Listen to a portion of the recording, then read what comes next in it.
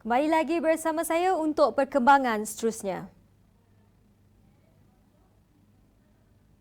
Pembinaan projek klinik kesihatan jenis 3 di bahagian Serian dijangka siap sepenuhnya pada 9 Jun 2022. Menurut Menteri Kesihatan Datuk Seri Dr. Adham Baba, projek berkenaan telah diluluskan oleh Unit Perancangan Ekonomi Jabatan Perdana Menteri untuk dilaksanakan di bawah Rancangan Malaysia ke-10 pada tahun 2015. Dan ini penjelasan beliau sebagai menjawab pertanyaan Ahli Parlimen Serian, Datuk Seri Dr. Richard Riot Jaim. Projek ini dilaksanakan oleh JKR Negeri Sarawak secara berfasa. Fasa pertama melibatkan kerja tanah telah bermula pada 1 Disember 2016 dan siap sepenuhnya pada 20 Julai 2017.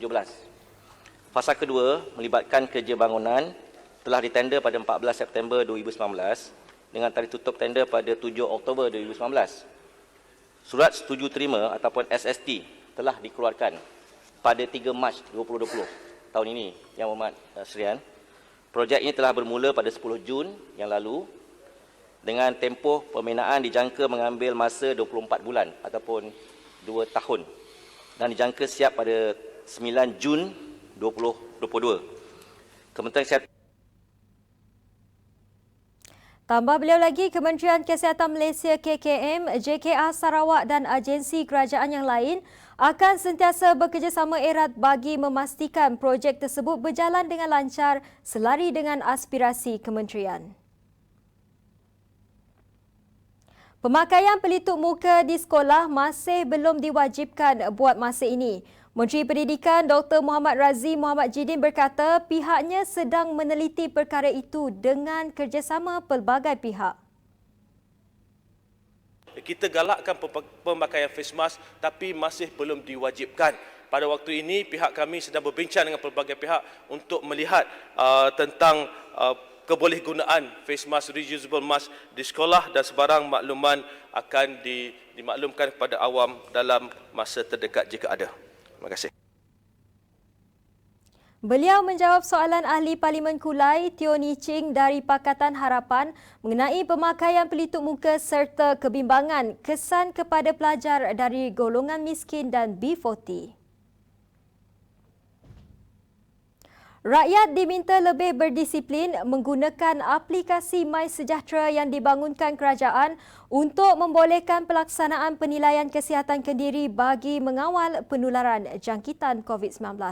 Kegagalan rakyat menggunakan aplikasi itu terutama individu yang pulang dari luar negara dan dikenakan HSO, Perintah Pengawasan dan Pemerintahan di Rumah, boleh mengundang kepada peningkatan kes wabak penyakit tersebut dalam kalangan masyarakat. Kita dengar penjelasan dari Timbalan Menteri Kesihatan Datuk Dr. Nur Azmi Ghazali ini.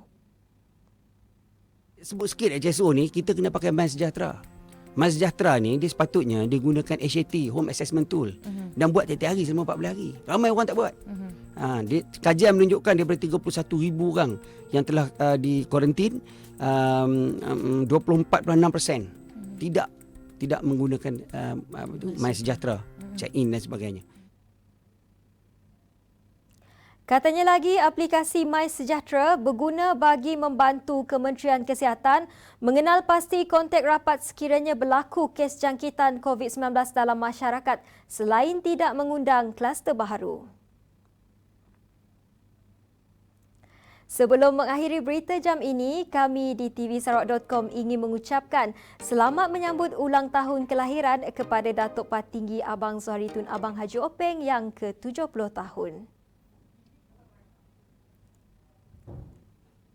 Saya Salazar Safian, salam Sarawakku sayang.